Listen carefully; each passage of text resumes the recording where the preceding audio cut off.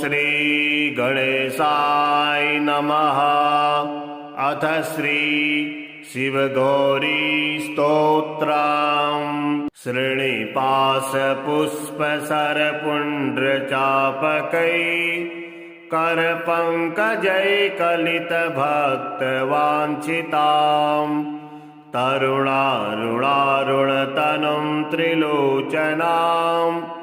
ललितां भजे ललितचन्द्रचूलिकाम्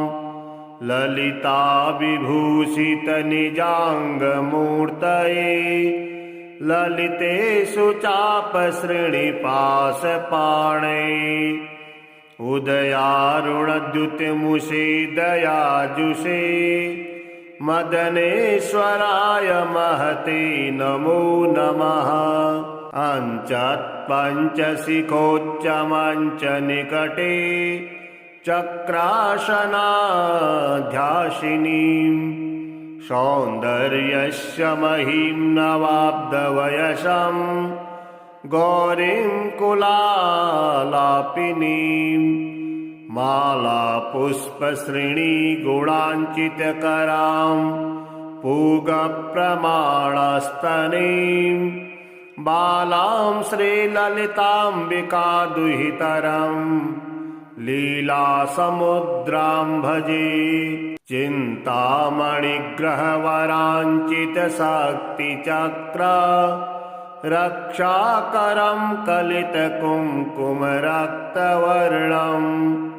सौन्दर्यराशिवपुषं दशवर्षदेश्यम्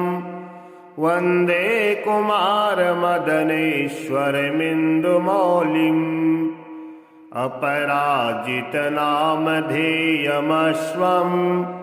सुखमारूढवती सुवर्णवर्णा विलसन्मणिवित्रपाशहस्ता परिभूयात् परमेश्वरी सपत्नान् अधिरुह्य जपारुणं तुरङ्गम् करपद्माञ्चितवेत्रपाशशक्तिः परिभूतविपक्षपाक्षको व्यात् ऋणाभः परमेश्वरी सहायः रक्तां विचित्रवसनां नवचन्द्रचूडा मन्नप्रदाननिरतां स्तनभारनम्राम् नृत्यन्तमिन्दुशकलाभरणं विलोक्य हृष्टां भजे भगवतीं भवदुःखहन्त्रीम् उद्दञ्चिता कुञ्चितवामपादं समञ्चिता हिन्दुकृशानुहस्तम् अन्नप्रदां वीक्ष्य महेशीम् नटन्तमाद्यं नटमाश्रयामः अरुणारुणकोटितुल्यकान्तिम् श्रीनिपाशाभयवाञ्छितप्रदानैः अनुरक्तकरां नवीन्द्रचूडाम् अखिलेशीं भुवनेश्वरीं भजामः बालेन्दुकलितोऽन्तसंबालारुणसमुद्युतिं पाशाङ्कुशवराभीतिकरं शम्भुं समाश्रये कुलाचलकुतूहलं कुसुमचापसञ्जीविनम् कुचे कलितवल्लकलं गुरुकृपारसं लोचने जपासहृदयं रुचौ जपावटाभिरामं करे जटानिविण्डितं कचे जयति जीवितं शाम्भवम् दत्तात्रेयं शिवं शान्तामिन्द्रनीलनिभं प्रभुम् आत्ममायारतं देव अवधूतं दिगम्बरं भस्मोद्दुलितसर्वाङ्गं जटाजूटधरं विभुं चतुर्बाहुमुदाराङ्गं प्रफुल्लकमलेक्षणं ज्ञानयोगनिधिं विश्वगुरुं योगी जनप्रियं भक्तानुकंपिनं सर्वा साक्षिणं सिद्धसेवितम् एवं यः सततं ध्यायेत् देवदेवं सनातनं समुक्तः सर्वपापेभ्यो निःश्रेयसमवाप्नुयात्। श्रीनिवासपुष्पसरपुण्ड्रचापकैः करपङ्कजैकलितभक्तवाञ्छिताम् तरुणारुणारुणतनुं त्रिलोचनां ललितां भजे ललितचन्द्रचूलिकाम् ललिता विभूषितनिजाङ्गमूर्तये ललितेषु चापश्रेणिपाशपाणे उदयारुणद्युतिमुषे दयाजुषे मदनेश्वराय महते नमो नमः। अञ्चत्पञ्चशिखोच्चमञ्चनिकटे चक्रासनाध्यासिनीं सौन्दर्यस्य महीं नवाब्दवयसं गौरीं कुलालापिनीं मालापुष्पश्रेणीगुणाञ्चितकरां पूगप्रमाणस्तनीं बालां श्रीललिताम्बिकादुहितरम् लीलासमुद्रां भजे चिन्तामणिग्रहवराञ्चितशक्तिचक्र रक्षाकरं कलितकुङ्कुमरक्तवर्णं सौन्दर्यराशिवपुषं दशवर्षदेश्यं वन्दे कुमारमदनेश्वरमिन्दुमौलिम्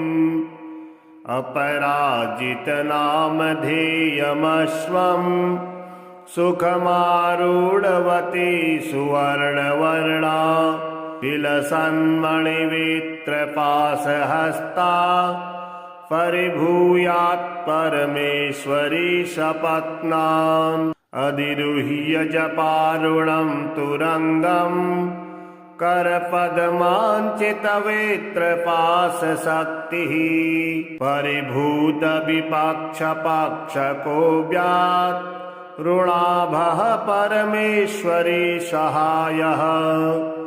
रक्तां विचित्रवसनां नवचन्द्रचूडा मन्नप्रदाननिरतां स्तनभारनम्रां नृत्यन्तमिन्दुशकलाभरणं विलोक्य हृष्टां भजे भगवतीं भवदुःखहन्त्रीम् उद्दञ्चिता कुञ्चितवामपादं समञ्चिता हिन्दुकृशानुहस्तम् अन्नप्रदां वीक्ष्य महेशीं नटन्तमाद्यं नटमाश्रयामः अरुणारुणकोटितुल्यकान्तिं श्रीनिवासाभयवाञ्छितप्रदानैः अनुरक्तकरां नवीन्द्रचूडाम् अखिलेशीं भुवनेश्वरीं भजामः बालेन्दुकलितोऽन्तसंबालारुणसमुद्युतिं पाशाङ्कुशवराभीतिकरं शम्भुं समाश्रये कुलाचलकुतूहलं कुसुमचापसञ्जीविनम् कुचे कलितवल्लकलं गुरुकृपारसं लोचने जपासहृदयं रुचौ जपावटाभिरामं करे जटानिविण्डितं कचे जयति जीवितं शाम्भवम् दत्तात्रेयं शिवं शान्तामिन्द्रनीलनिभं प्रभुम् आत्ममायारतं देव अवधूतं दिगम्बरं भस्मोद्दुलितसर्वाङ्गं जटाजूटधरं विभुं चतुर्बाहुमुदाराङ्गं प्रफुल्लकमलेक्षणं ज्ञानयोगनिधिं विश्वगुरुं योगीजनप्रियं भक्तानुकम्पिनं सर्वा साक्षिणं सिद्धसेवितम् एवं यः सततं ध्यायेत् देवदेवं सनातनं समुक्तः सर्वपापेभ्यो निःश्रेयसमवाप्नुयात्। श्रीनिवासपुष्पसरपुण्ड्रचापकैः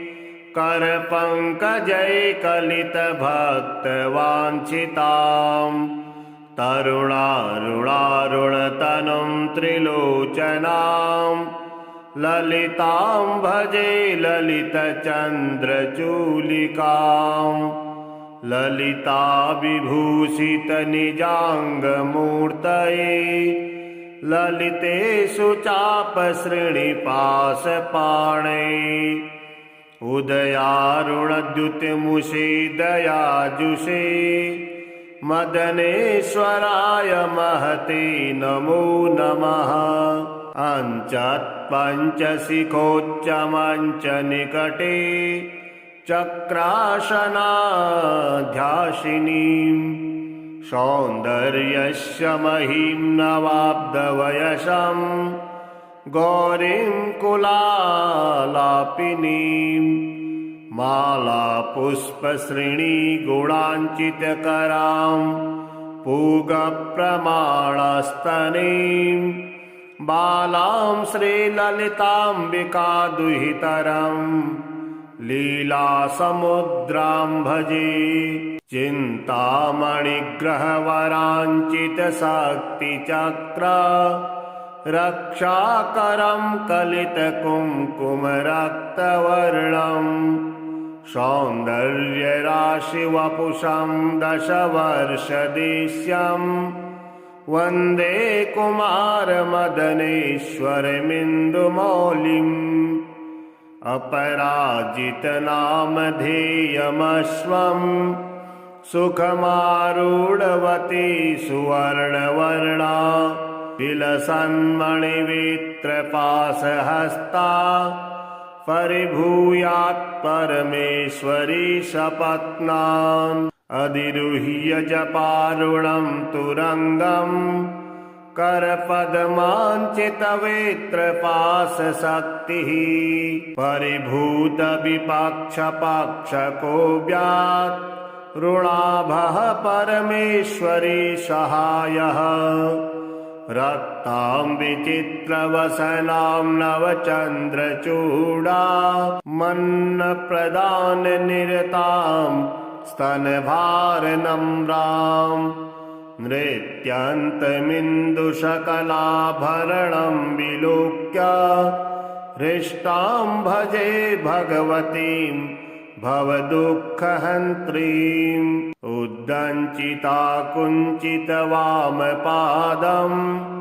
समञ्चिता हिन्दुकृशानुहस्तम् अन्नप्रदां वीक्ष्य महेशीं नटन्तमाद्यं नटमाश्रयामः अरुणारुणकोटितुल्यकान्तिं श्रीनिवासाभयवाञ्छितप्रदानैः अनुरक्तकरां नवीन्द्रचूडाम् अखिलेशीं भुवनेश्वरीं भजामः बालेन्दुकलितोऽन्तसंबालारुणसमुद्युतिं पाशाङ्कुशवराभीतिकरं शम्भुं समाश्रये कुलाचलकुतूहलं कुसुमचापसञ्जीविनं कुचे कलितवल्लकलं गुरुकृपारसं लोचने जपासहृदयं रुचौ जपावटाभिरामं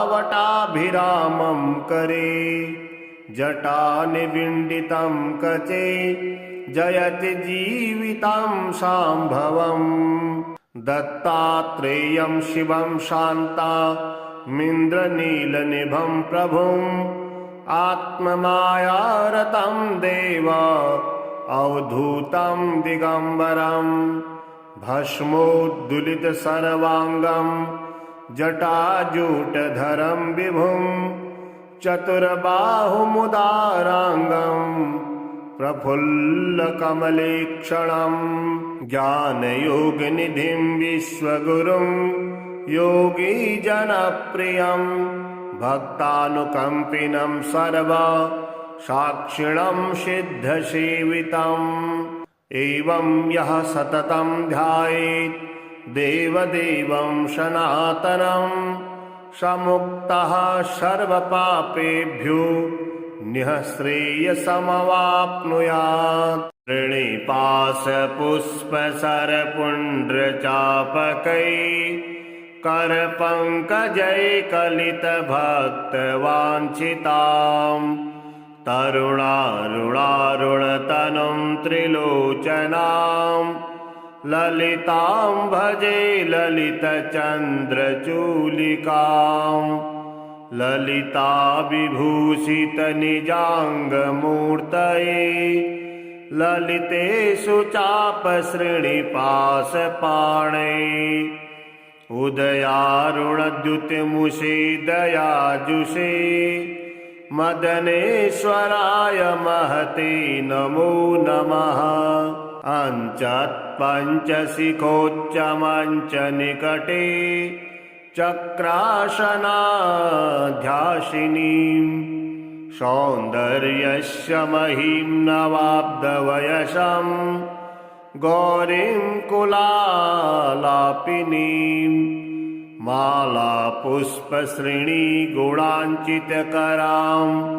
पूगप्रमाणस्तनीं बालां श्रीललिताम्बिकादुहितरं लीलासमुद्रां भजे चिन्तामणिग्रहवराञ्चितशक्तिचक्र रक्षाकरं कलितकुङ्कुमरक्तवर्णं सौन्दर्यराशिवपुषं दशवर्षदेश्यं वन्दे कुमारमदनेश्वरमिन्दुमौलिम् अपराजितनामधेयमश्वं सुखमारूढवती सुवर्णवर्णा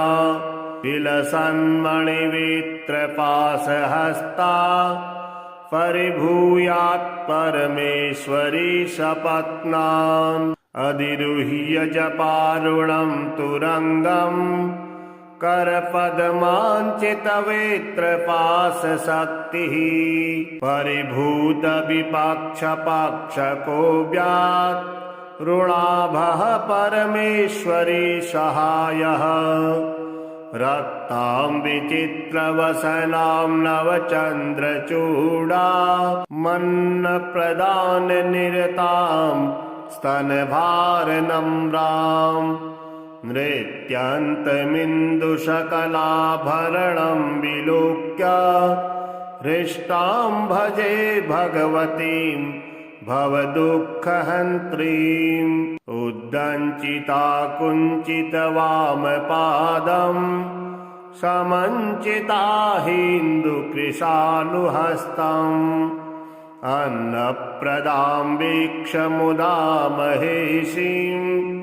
नटन्तमाद्यं नटमाश्रयामः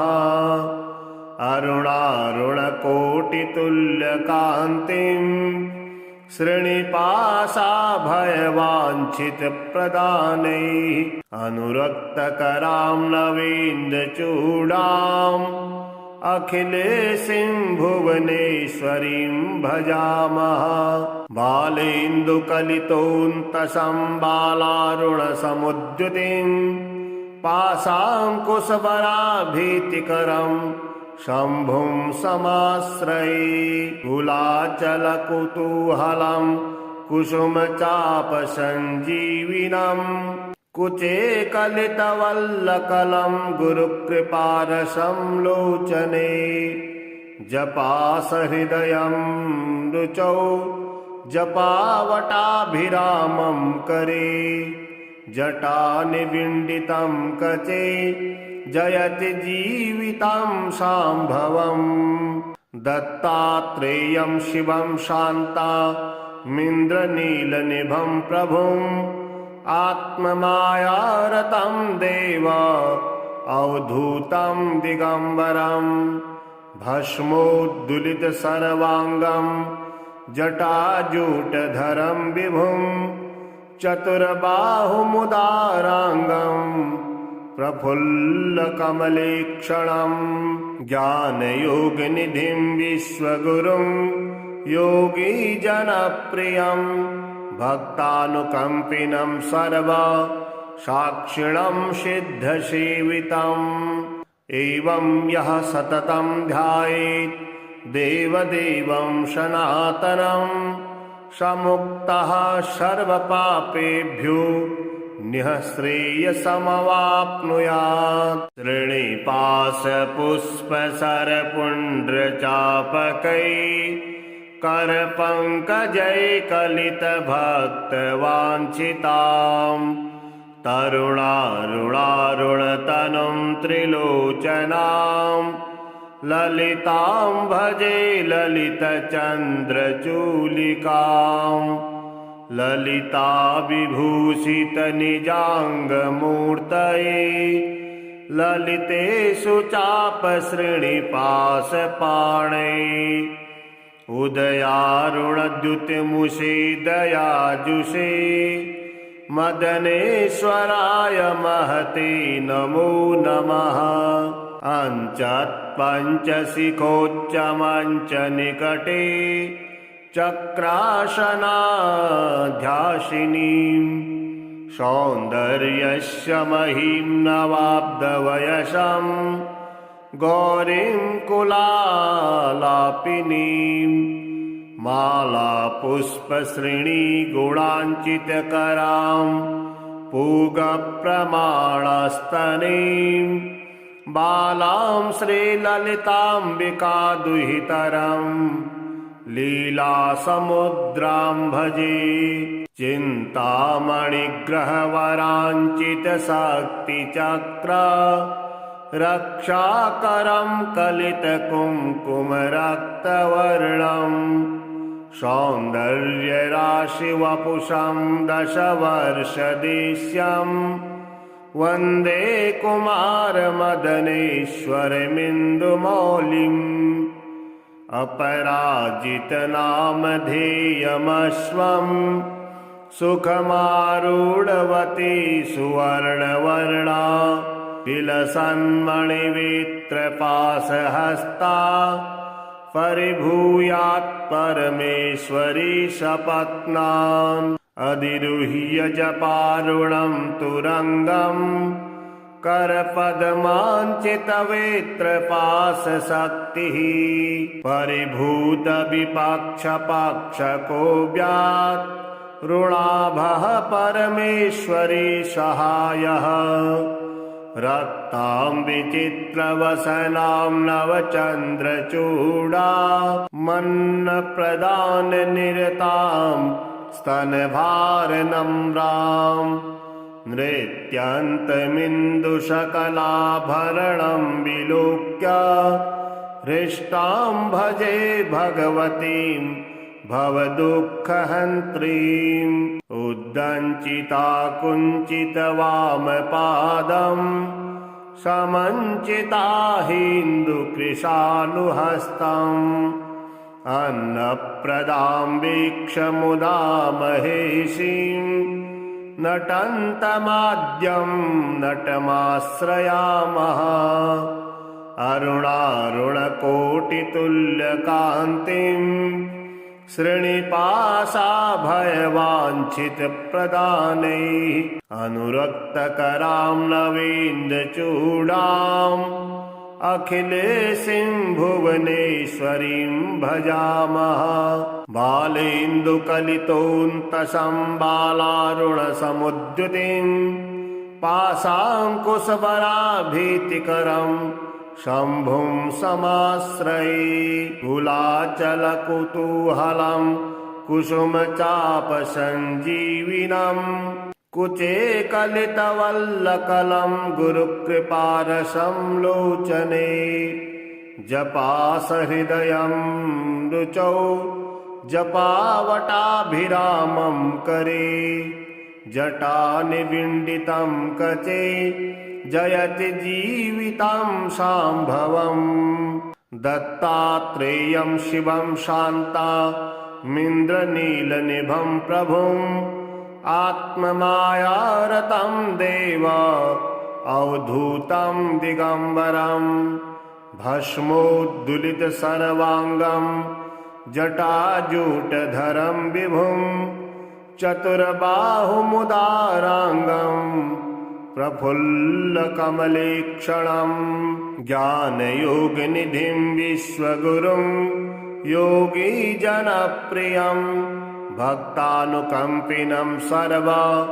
साक्षिणं सिद्धसेवितम् एवं यः सततं ध्यायेत् देवदेवं सनातनं समुक्तः सर्वपापेभ्यो निःश्रेयसमवाप्नुयात्। ऋणिपाशपुष्पसरपुण्ड्रचापकैः करपङ्कजैकलितभक्तवाञ्छिताम् तरुणारुणारुणतनुं त्रिलोचनां ललितां भजे ललितचन्द्रचूलिकां ललिता विभूषितनिजाङ्गमूर्तये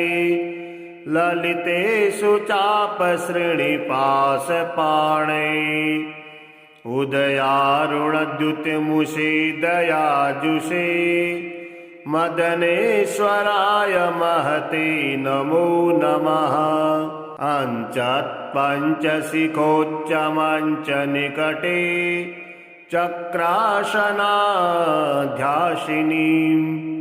सौन्दर्यस्य महीं नवाब्दवयसं गौरीं कुलालापिनीं मालापुष्पश्रेणीगुणाञ्चितकरां पूगप्रमाणस्तनीं बालां श्रीललिताम्बिकादुहितरं लीलासमुद्रां भजे चिन्तामणिग्रहवराञ्चितशक्तिचक्र रक्षाकरं कलितकुङ्कुमरक्तवर्णं सौन्दर्यराशिवपुषं दशवर्षदेश्यं वन्दे कुमारमदनेश्वरमिन्दुमौलिम् अपराजितनामधेयमश्वं सुखमारूढवती सुवर्णवर्णा विलसन्मणिवित्रपाशहस्ता परिभूयात् परमेश्वरी सपत्नाम् अधिरुह्य जपारुणं तुरङ्गं करपद्माञ्चितवेत्रपाशशक्तिः परिभूतविपक्षपाक्षको व्यात् ऋणाभः परमेश्वरी सहायः रक्तां विचित्रवसनां नवचन्द्रचूडा मन्नप्रदाननिरतां स्तनभारनम्रां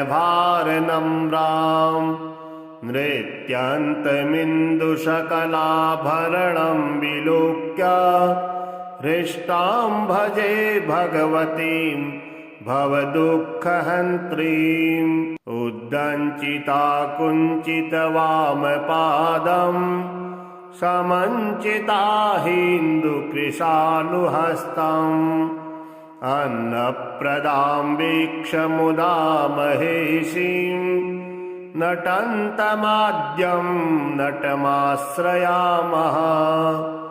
अरुणारुणकोटितुल्यकान्तिं श्रीनिपाशाभयवाञ्छितप्रदानैः अनुरक्तकरां नवीन्द्रचूडाम् अखिलेशीं भुवनेश्वरीं भजामः बालेन्दुकलितोऽन्तसं बालारुणसमुद्युतिं पाशाङ्कुशबराभीतिकरं शम्भुं समाश्रये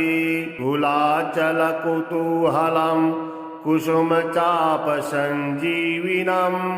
कुचे कलितवल्लकलं गुरुकृपारसं लोचने जपासहृदयं रुचौ जपावटाभिरामं करे जटानिविण्डितं कचे जयति जीवितं शाम्भवम्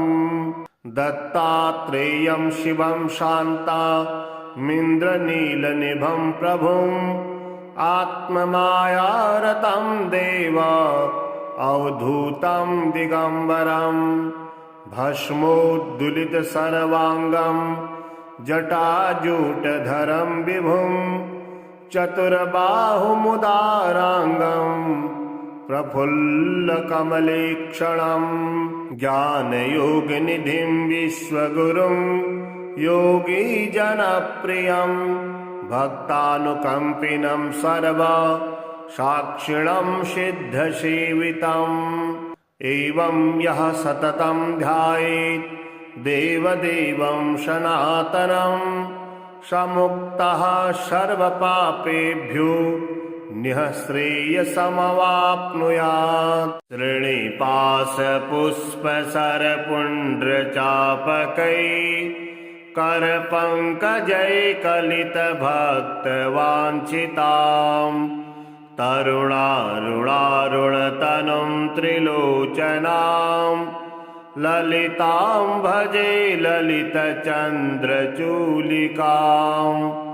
ललिता विभूषितनिजाङ्गमूर्तये ललितेषु चापश्रेणिपाशपाणै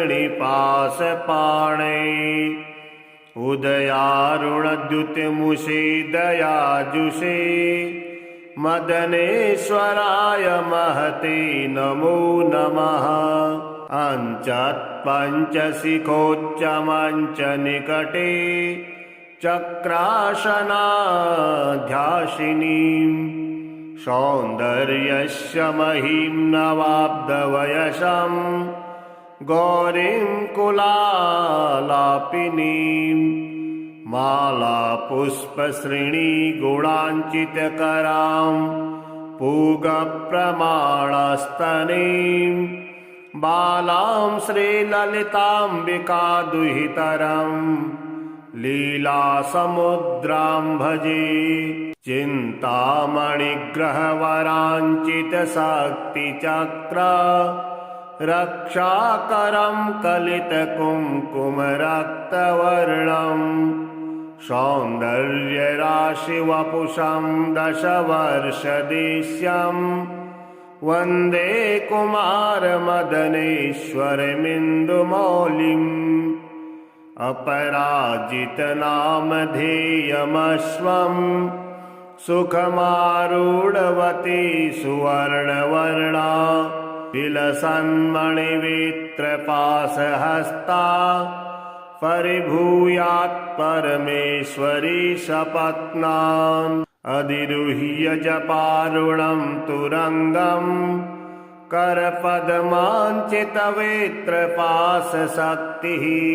परिभूतविपक्षपाक्षको व्यात् ऋणाभः परमेश्वरी सहायः रक्तां विचित्रवसनां नवचन्द्रचूडा मन्नप्रदाननिरतां स्तनभारनम्रां नृत्यन्तमिन्दुशकलाभरणं विलोक्य हृष्टां भजे भगवतीं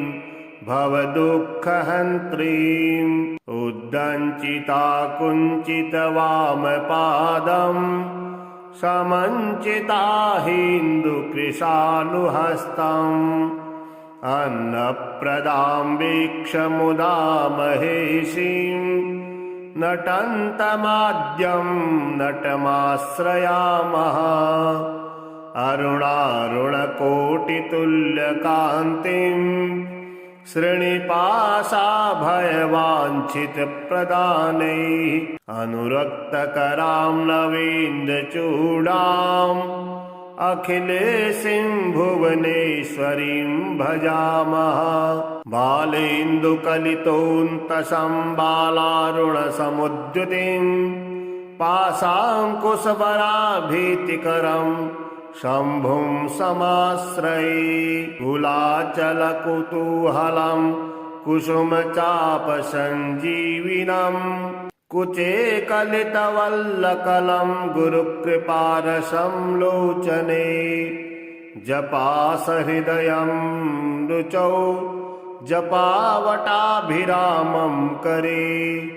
जटानिविण्डितं कचे जयति जीवितं शाम्भवम्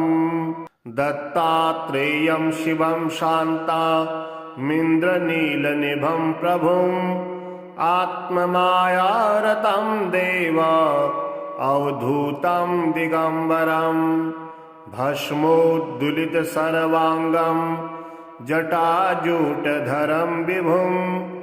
चतुर्बाहुमुदाराङ्गं प्रफुल्लकमलेक्षणं ज्ञानयोगनिधिं विश्वगुरुं योगीजनप्रियम् भक्तानुकम्पिनं सर्वा साक्षिणं सिद्धसेवितम् एवं यः सततं ध्यायेत् देवदेवं सनातनं समुक्तः सर्वपापेभ्यो निःश्रेयसमवाप्नुयात् श्रीनिपाशपुष्पसरपुण्ड्रचापकैः करपङ्कजैकलितभक्तवाञ्छिताम् तरुणारुणारुणतनुं त्रिलोचनां ललितां भजे ललितचन्द्रचूलिकाम् ललिता विभूषितनिजाङ्गमूर्तये ललितेषु चापश्रेणिपाशपाणै उदयारुणद्युतिमुषे दयाजुषे मदनेश्वराय महते नमो नमः अञ्चत्पञ्चशिखोच्चमञ्चनिकटे चक्रासनाध्यासिनीं सौन्दर्यस्य महीं नवाब्दवयसं गौरीं कुलालापिनीं मालापुष्पश्रेणीगुणाञ्चितकरां पूगप्रमाणस्तनीं बालां श्रीललिताम्बिकादुहितरं लीलासमुद्रां भजे चिन्तामणिग्रहवराञ्चितशक्तिचक्र रक्षाकरं कलितकुङ्कुमरक्तवर्णं सौन्दर्यराशिवपुषं दशवर्षदेश्यं वन्दे कुमारमदनेश्वरमिन्दुमौलिम् अपराजितनामधेयमश्वं सुखमारूढवती सुवर्णवर्णा विलसन्मणिवित्रपाशहस्ता परिभूयात् परमेश्वरी सपत्नान् अधिरुह्य जपारुणं तुरङ्गं करपद्माञ्चितवेत्रपाशशक्तिः परिभूतविपक्षपाक्षको व्यात् ऋणाभः परमेश्वरी सहायः रक्तां विचित्रवसनां नवचन्द्रचूडा मन्नप्रदाननिरतां स्तनभारनम्रां नृत्यन्तमिन्दुशकलाभरणं विलोक्य हृष्टां भजे भगवतीं भवदुःखहन्त्रीम् उद्दञ्चिता कुञ्चितवामपादं समञ्चिता हिन्दुकृशानुहस्तम् अन्नप्रदां वीक्ष्य महेशीं नटन्तमाद्यं नटमाश्रयामः अरुणारुणकोटितुल्यकान्तिं श्रीनिवासाभयवाञ्छितप्रदानैः अनुरक्तकरां नवीन्द्रचूडाम् अखिलेशीं भुवनेश्वरीं भजामः बालेन्दुकलितोऽन्तसंबालारुणसमुद्युतिं पाशाङ्कुशवराभीतिकरं शम्भुं समाश्रये कुलाचलकुतूहलं कुसुमचापसञ्जीविनं कुचे कलितवल्लकलं गुरुकृपारसं लोचने जपासहृदयं रुचौ जपावटाभिरामं करे जटानिविण्डितं कचे जयति जीवितं शाम्भवम् दत्तात्रेयं शिवं शान्तामिन्द्रनीलनिभं प्रभुम् आत्ममायारतं देव अवधूतं दिगम्बरं भस्मोद्दुलितसर्वाङ्गं जटाजूटधरं विभुं चतुर्बाहुमुदाराङ्गं प्रफुल्लकमलेक्षणं ज्ञानयोगनिधिं विश्वगुरुं योगीजनप्रियं भक्तानुकम्पिनं सर्वा साक्षिणं सिद्धसेवितम् एवं यः सततं ध्यायेत् देवदेवं सनातनं समुक्तः सर्वपापेभ्यो निःश्रेयसमवाप्नुयात् ऋणिपाशपुष्पसरपुण्ड्रचापकैः करपङ्कजैकलितभक्तवाञ्छिताम् तरुणारुणारुणतनुं त्रिलोचनां ललितां भजे ललितचन्द्रचूलिकाम् ललिता विभूषितनिजाङ्गमूर्तये ललितेषु चापश्रेणिपाशपाणैः उदयारुणद्युतिमुषे दयाजुषे मदनेश्वराय महते नमो नमः